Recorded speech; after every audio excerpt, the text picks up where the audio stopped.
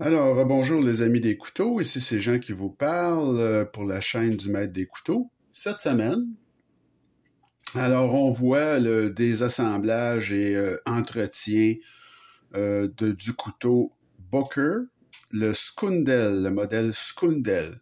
C'est un joli couteau en titane que j'ai payé environ 125 il y a déjà un bon moment. Et comme vous allez voir, ben comme je vous disais, ce couteau-là, qui a une action qui est quand même correcte, qui a une belle allure, qui a un manche en titane travaillé, surtout sur le côté présentation, là, qui est très joli. Euh, bon, il y a pas que du négatif, mais comme je vous disais, Booker, c'est une drôle de compagnie. Alors, on va regarder ça et vous allez voir qu'il y a des choses qui sont un peu bizarroïdes là, dans l'assemblage de ce couteau-là. Alors, on commence, on va enlever la clip. Alors, pour ce qui est de la clip, c'est du T6. Alors, c'est ça, c'est tout à fait normal, je vous dirais, là.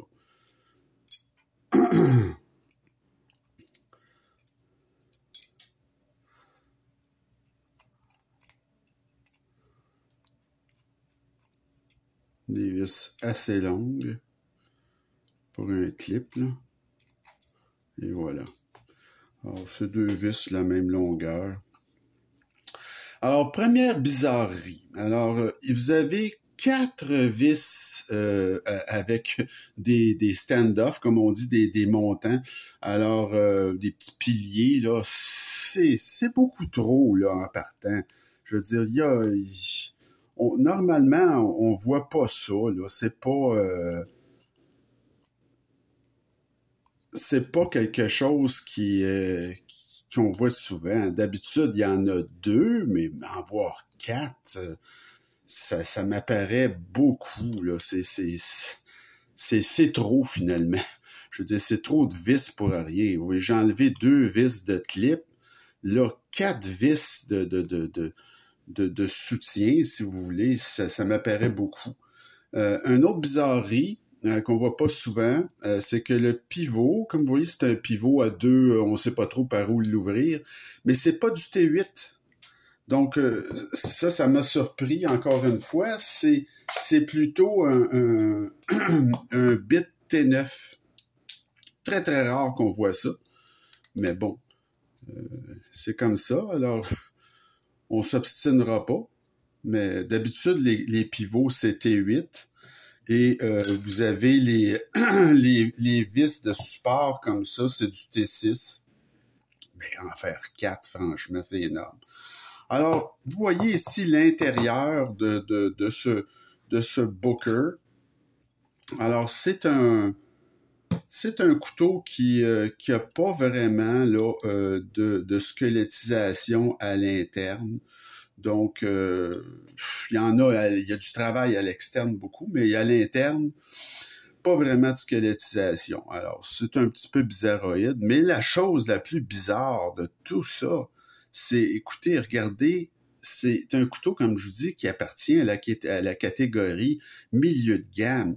Regardez-moi, c'est des petits... c'est assez incroyable. C'est des petites rondelles pour l'action en téflon. Alors ça, les rondelles en téflon, c'est ce qui se fait de meilleur marché, finalement. C'est vraiment, c'est cheap, on va se le dire, là. C'est vraiment ce que vous avez de moins cher, de plus bon marché. Il y en a quand même mis quatre, là, un par-dessus l'autre, mais écoutez, là, ils sont minuscules à part de ça. Ça, ce que ça fait, c'est que des rondelles en téflon comme ça, quand c'est neuf, c'est une action correcte, mais je veux dire, ça s'use et après ça, ben là, il faut les changer. Si vous en faites grand usage, ça n'a pas la même durabilité que des rondelles de bronze ou un mouvement à billes. Alors, c'est normalement, on va se servir de ça en support, c'est-à-dire que vous allez avoir une rondelle de bronze et vous allez avoir souvent une petite rondelle en téflon pour accompagner pour augmenter l'action. Alors ça, on voit ça souvent. Des fois, il y a 2 rondelles de bronze avec une rondelle en téflon dans le milieu, comme dans le cas du rat, par exemple, Ontario rat. Mais de voir dans un couteau milieu de gamme comme ça, de voir simplement 2 rondelles en téflon sur chaque barre, ça, écoutez, je peux pas dire que j'ai vu ça souvent, puis ça me déçoit énormément. Alors, pour ce qui est du pivot, alors vous avez un pivot qui a une face plate. Alors, il y a une face plate à ce pivot. Alors, vous devez avoir ici certainement là, un côté plat. Je le cherche. Donc, vous avez un pivot à face plate, mais je ne vois pas, curieusement, de face plate nulle part. À moins qu'il y en ait un dans la... Alors, c'est un autre bizarrerie. Alors, vous avez un pivot qui possède une face plate, mais je ne vois pas de face plate, parce que ça n'est pas une ici, là. Peut-être que oui. Bon. Alors, il y a, semble-t-il, une face plate ici, là, en avant. Mais c'est assez... c'est pas très, très, très, très concluant. Quand on le regarde, on dirait que c'est rond. En tout cas, c'est un couteau, comme je vous dis, qui est très, très bizarrement fait. Alors, c'est ça, c'est Booker. Et s'il y a une face plate, elle serait plus par en haut. Alors, il faudrait mettre le pivot comme ça. En tout cas, c'est très, très bizarre comme construction. Je peux pas dire autre chose. Vous avez la stop pin ici qui est amovible. Ça, bon, ça va. Mais ce qui est incompréhensible, c'est que on a fait un encoche dans la lame comme si c'était une stop pin intégrée. Normalement, vous allez trouver un petit chemin comme ça dans le manche quand il y a une stop pin intégrée. Donc, c'est vraiment une construction extrêmement bizarre. Il n'y a pas d'autre chose à dire, là. Alors, on va reconstruire tout ça, cette bizarrerie-là. Donc, il n'est pas nécessaire de mettre... Vous voyez que le couteau est parfaitement propre, par contre. Vous n'avez pas à mettre d'huile sur des petits washers, là, des petites rondelles de téflon. Hein. Ça s'applique pas. Alors, on remet tout simplement la lame en place et on va remettre ces minuscules petites rondelles de téflon et tout simplement, on va venir remettre le manche en place. Donc, avec ces nombreuses petites vis. Alors, on va essayer de revisser tout ça.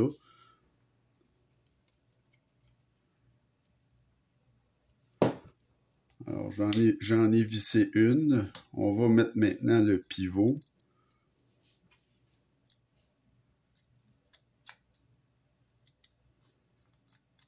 Donc, c'est vraiment un couteau qui est pas... écoutez, c'est pas ordinaire de voir ce genre de construction-là. C'est pas... Je peux pas dire que c'est une construction que j'apprécie. Franchement, au niveau ingénierie de ce couteau-là, c'est pas fameux.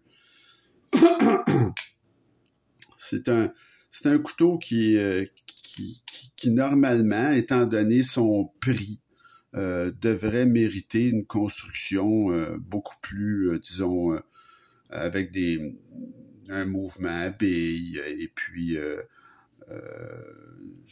c'est vraiment une très, très, très drôle de construction.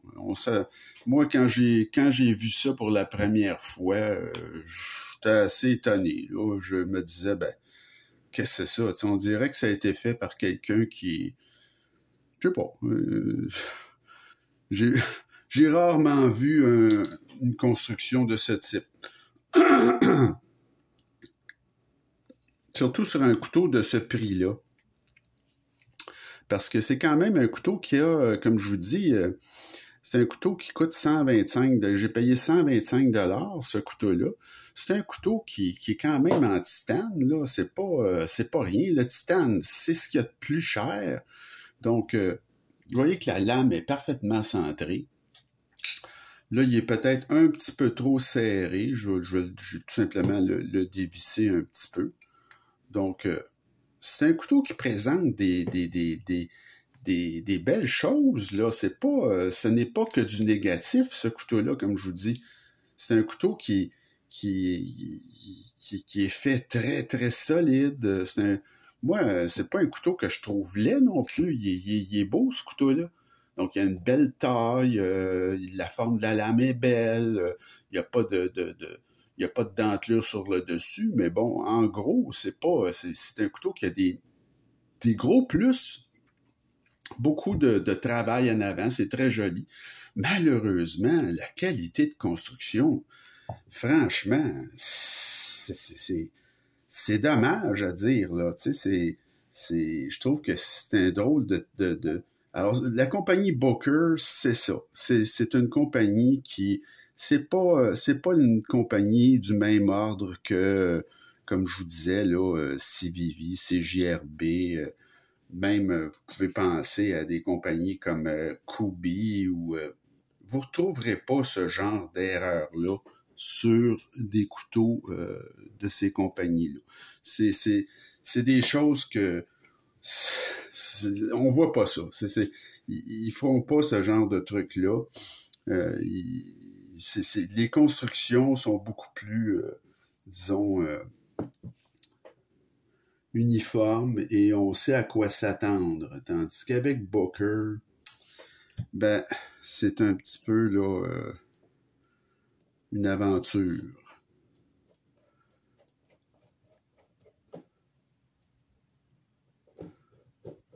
Et c'est bien dommage parce que, comme je vous dis, le couteau il coûte assez cher et puis c'est un couteau où on pourrait s'attendre à mieux. Alors voilà, c'était pour vous montrer que c'est pas toujours égal. Hein? Donc, cette compagnie-là, je veux pas parler trop contre eux autres. Je dis pas que c'est pas bon, mais disons que il y a des trucs qui sont difficiles à expliquer au niveau de l'assemblage. Alors, ça fait le tour pour notre Booker Skundrel. Pensez-en ce que vous voulez. Et la semaine prochaine, je vous fais un couteau qui est parmi les premiers que j'ai acheté, une compagnie que je connais presque pas. Ça s'appelle CH, une compagnie chinoise. Le couteau s'appelle le 3504. C'est très rudimentaire, mais c'est pas mal fait. Et l'action est bonne. C'est un couteau avec une grosse gâchette là qui est très dérangeante, mais qui fonctionne très bien en D2. Donc, un couteau très traditionnel, comme vous pouvez voir là, mais bon, quand même un couteau qui plaît beaucoup à surtout des gens qui commencent dans le domaine. C'est pas cher. C'est un couteau que j'ai payé à peu près 55 $ sur Amazon, imaginez-vous. Je crois que c'est le deuxième couteau que j'ai acheté. Donc, on regarde ça dans la prochaine vidéo, le CH3504. Et j'espère que ça vous a plu comme vidéo. Et continuez à m'écrire et à vous abonner à ma chaîne. Et je vous souhaite une bonne fin de journée. On se retrouve bientôt. Salut!